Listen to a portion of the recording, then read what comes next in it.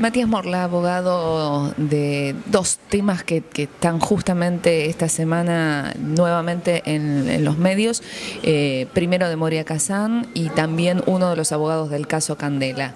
Arranquemos por la situación de Moria, cómo está hoy, qué es lo que va a suceder de ahora en más con la parte procesal y con este pedido de detención y de volver a Paraguay. Bueno, a Moria Kazan le ordena la detención el juzgado de Paraguay, el juez Sosa. Ese juez, al ordenar la detención, pide que la República Argentina detenga a Moria Kazan y quien tenía que ordenar la detención de Moria era el juez del domicilio de Moria. En este caso fue la Justicia Federal de Morón y el juez se llama Juan Pablo Salas. Con el doctor Stinfale nos adelantamos al movimiento del pedido del juez, entonces lo que hicimos justamente fue, antes que llegue la orden de detención, presentamos la exhibición de prisión y el juez federal de Morón valoró la detención de Moria o dar lugar a la exhibición de esa prisión y resolvió favorablemente fijando una caución de 50.000 pesos porque consideró que no era ajustada de derecho la orden esa que pesaba en su contra. ¿Cuál es la situación del asistente de Moria, que también es uno de los que está indicado por la justicia paraguaya como, bueno, quien podría tener cierta participación en el hecho de los cuales se los acusa?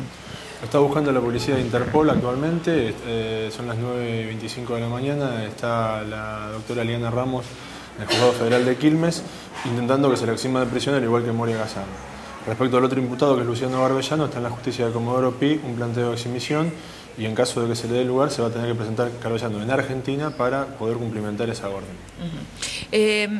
La realidad es que también quedan dudas, digamos, hoy se habla de que va a haber nuevos videos que demuestran que las joyas estaban en poder de Moria. ¿Qué es lo que dice Moria en el momento en que ella se saca esas joyas? ¿A quién se las da? ¿Por qué se genera también tanto ruido con respecto a la propiedad o no que podría tener el joyero? ¿Quién es el joyero? Hay varias cosas que nos quedan claras. En primer lugar, Moria Kazan y yo pensamos que el joyero algo raro hace en relación al comportamiento que tuvo durante el show, post-show y demás. Pensamos que es una cama. Eso por un lado. Por otro lado, también es cierto que Moria Kazan no se entiende que haya cometido ese delito. Supongamos que lo haya hecho Moria Kazan. Valía $80.000, reducida en el mercado negro vale $40.000, la mitad son 3 personas, $13.000 cada uno. El perro de Moria Kazan tiene un collar más caro que ese dinero. Entonces es ilógico que una estrella nacional cometa ese delito.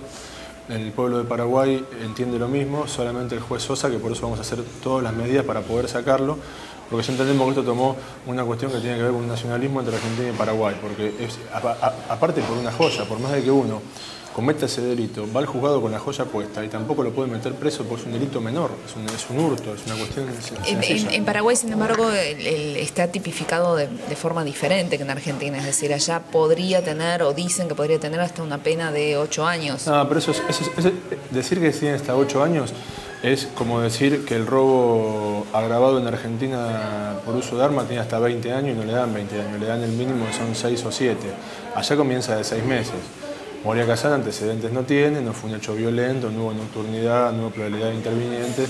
En el peor de los casos, en caso de ser culpable, le darían 8 meses en suspenso. Tienen hasta 3 años para ir detenido en suspenso. Estamos hablando de 8 meses. Entonces, hablar de hasta 8 años es como cuando al testigo le hacen saber las previsiones del falso testimonio y le dicen que el que miente tiene una pena de hasta 10 años de prisión. ¿Quién va a meter 10 años de prisión a uno que miente? ¿Por qué cree que, o si es que cree que hubo alguna especie de animosidad por parte de la fiscal que intervino en primera instancia en Paraguay? Hay dos justicias en Paraguay. Una justicia seria, serena, antes de la audiencia con Garbellano. En la audiencia con Garbellano comete esas barbaridades, le dice a la fiscal que se ponga un conchero que la va a llevar al teatro para hacer La Joya y Yo, al juez se para, el juez se asustó, Sosa se asustó con Garbellano, entonces después de eso... Se quiso sacar fotos. Claro, después de eso hay otra justicia y es porque le fueron a tirar de la oreja al juez y le dijeron necesitas quedar a la justicia paraguaya como ridículos, severidad, y ahí hace todo este mega operativo y demás. Si antes Moria Kazan declaró, se subió al avión y se fue. Si la querían detener, la detenían en el momento. ¿Por qué lo hicieron? Porque quedaron muy débiles y quedó muy débil realmente. Para que la gente entienda, en el caso de, bueno, ahora se libra una orden de detención, la pide Interpol, Aún en el caso en que se pidiese la extradición de una persona, ¿cuáles son los pasos procesales en la Argentina? ¿Quién lo determina? ¿Qué se evalúa a la hora de decidir, bueno, sí, mando o no mando a esta persona a que asuma sus responsabilidades en la justicia de otro país? ¿Cómo es el proceso en esta situación? Interviene siempre justicia federal del domicilio de la persona que se le pide el arresto. Se pide un arresto preventivo con miras de extradición. El juez ordena el arresto, viene formalmente el pedido por Cancillería de extradición, que tiene que cumplir requisitos legales, que acá no los cumple, como ser fundamentación, coherencia y demás. Y después hay un juicio de extradición, que tiene proceso de corte, es un juicio larguísimo. Cuando termina ese juicio larguísimo, es el Poder Ejecutivo Nacional, o sea, la Presidenta de la Nación, quien decide si Moria Kazán iría o no iría en caso de que la extradición le salga negativamente. Les adelanto que Moria va a ir a Paraguay no por la extradición, sino porque vamos a conseguir que el juez de Sosa salga del expediente y que venga un juez normal y que pueda llegar a resolver esta cuestión. O sea que ella está dispuesta a ir y con un juez justo enfrentar. Ella se bajó del avión y tiene ganas de ir. Lo que pasa es que imagínense la desprotección que puede sentir una persona en un territorio ajeno que no conoce a nadie y ir a presentarse a la justicia. Cuando haya un juez normal, la presentamos con todo gusto. Mientras tanto, ¿cuál es la situación legal de ella? ¿Puede salir del país? No. La Interpol se del puede mundo mover. pasa a un país limítrofe y está detenida. Lo aprovecho y cambiamos de tema. Esta semana el nuevo fiscal, el que entiende la causa Candela, el doctor Ferrario, ha apartado a la bonaerense de la investigación. Usted fue uno de los primeros abogados que hizo mención y que planteó la necesidad, incluso antes de llegar prácticamente a la nulidad de todo lo actuado, planteó que había cosas extrañas, planteó que había mala investigación, planteó que algunas cuestiones se habían llevado por otros carriles. ¿Cuál fue la impresión que le produjo esto? Hablar de Candela antes de que salga la gente en libertad, antes de que cambien a la bonaerense y cuando Taboledo era el fiscal era difícil. Ahora es fácil porque cada cosa que dije ocurrió. Entiendo que Tabolaro hizo un desastre.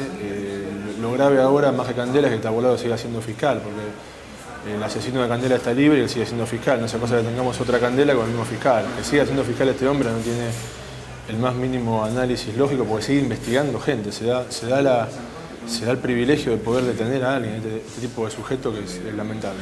Ya creo que le queda muy poca vida porque el Poder Legislativo provincial hace un trabajo impecable. Un trabajo excelente realizado por el senador Jorge Donofrio, que está llevando adelante esta investigación de manera seria, prolija, contundente, trabajando muchísimo y, entre otras cosas, va a lograr que Tabolaro no sea más fiscal y el fiscal general de Morón tampoco sea fiscal más general. Pero ocurrió eso. Tabolaro consiguió algo que pocas veces se consiguió en Argentina, y es que el investigado se investigue. Los investigados que eran los policías, Tabolaro puso a investigar la policía.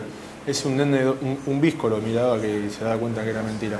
No entiendo qué hizo este hombre y ahora también creo que como sociedad tenemos que encontrar a quien mató a Candela y después hay que darle un castigo serio a Tabolaro para que no sea para que los perejiles se acaben en Argentina y cuando tengan que investigar hagan lo que tengan que hacer. Recordemos que Candela estaba con vida y si le hubiera tocado la justicia federal de Morón, como vengo diciendo yo desde los prolegómenos, hubiera estado Candela con vida. Fue muy grave lo que hizo. Y después se dio el lujo de meter gente detenida que es inocente. Hizo todo este desastre que yo creo que es el papelón de la historia argentina jurídica, encabezado por el fiscal Marcelo Tabolaro. Honestamente me da vergüenza. Ahora se habla también de que se van a profundizar otras líneas de investigación. Algunas se han comentado, otras probablemente las tenga reservadas el nuevo fiscal. Ustedes siempre plantearon que debía haber otra línea de investigación. Por ejemplo, en el cadáver de la nena apareció una carta, que nadie investigó eso. En el cadáver, cuando aparece en la bolsa, había una carta. ¿Cuál fue el mensaje? Ni siquiera se enteró. El fiscal, es decir, el fiscal fueron y le dijeron... ¿Se sabe lo que decía la carta? Era una carta de póker, creo. Ah, un naipe. Un naipe, perdón. Sí, una carta, no un naipe, sí, tenés razón. No profundizaron en líneas de investigaciones que eran serias. El tema del narcotráfico, los policías... o un pedófilo, que yo entiendo que no, pero nada se hizo. Y encima ya llegó un punto que logró Tabolaro que hasta nos pongamos de acuerdo con Carola Labrador en algunas cosas y es que es un maleducado, porque le dijo tu nena es una prostituta, barbaridades que por más de que Carola Labrador sea Bin Laden y la nena sea lo que haya sido, que no lo creo, nadie tiene derecho a matar a nadie. Aparte de una nena de 11 años. Nadie tiene derecho a matar a nadie, faltar el respeto. Entonces, Tabolaro y sus secuaces, creo que se les acabó el tiempo. Y lo que le quiero recordar a todo el mundo es que Tavolaro, cuando deje de ser fiscal, que no le van a pagar un peso más, va a ser abogado. Entonces, los seres humanos que tengan problemas legales, que el doctor Tavolaro procuremos que trabaje en algún circo cuidando vehículos, haga una tarea menor para que no cause más daño a la justicia argentina. Ahora, dentro de muy poquitos días, se cumple un año de lo que fue la desaparición y la aparición con muerte de Candela, y en pocos días más se va a cumplir un año de la detención de los que luego se llamaron perejiles, entre ellos Altamirano, uno de sus defendidos. ¿Cómo está viviendo estos días justamente Altamirano? Destrozado, no sale a la calle. Le da vergüenza caminar por la calle, tiene miedo, vi un policía y quedó traumado. Me entrevisté con su psicóloga, me dijo que es algo normal, porque un ser humano normal como es Altamirano ve en la policía la protección, ve el amparo. Cuando ve que un policía le pega cachetazo, le dice ¿por qué te violaste a la nena? Hijo de... su cerebro se le desconfiguró. Tampoco es una persona que tenga un análisis profundo de la cuestión, es una persona bastante rústica, entonces está mal, yo lo veo, y aparte honestamente me encariñé con el hombre, tengo una buena relación. Quedó desconfigurado, está desconfigurado porque puede salir a la calle conmigo nada más en el vehículo, solo no puede caminar. La mujer, que antes estaba con el tema del cáncer, ¿vale?, ahora está en situación terminal. Todo eso va a engrosar la demanda que le voy a hacer a Tavolaro, pero lamentablemente estamos hablando no de una obra de teatro, sino gente que está sufriendo y viviendo las consecuencias. Claro, digo, recordemos que Altamirano, para aquellos que no tienen presentes los apellidos, digo, es el carpintero, ¿no? Es el que jamás en su vida había tenido ninguna vinculación con el AMPA, y terminó detenido incluso no en una comisaría, sino en una unidad carcelaria que la pasó mal. Yo creo que no hay nada peor que la injusticia de la justicia. Creo que yo prefiero 20 veces que me agarren 3 delincuentes, me secuestren y me lleven un año y pidan rescate y me hagan un tormento porque son delincuentes, pero que lo haga el Estado, con un fiscal, la policía. Lo que vivió fue grave. Hay cosas que no puede contar que vivió en el penal, pero fueron realmente graves porque recordemos que entró por violar y asesinar a una nena. Tal cual. Entonces, yo creo que también hay códigos. Me cuenta el 50% de lo que vivió o menos. Gracias. Ahora.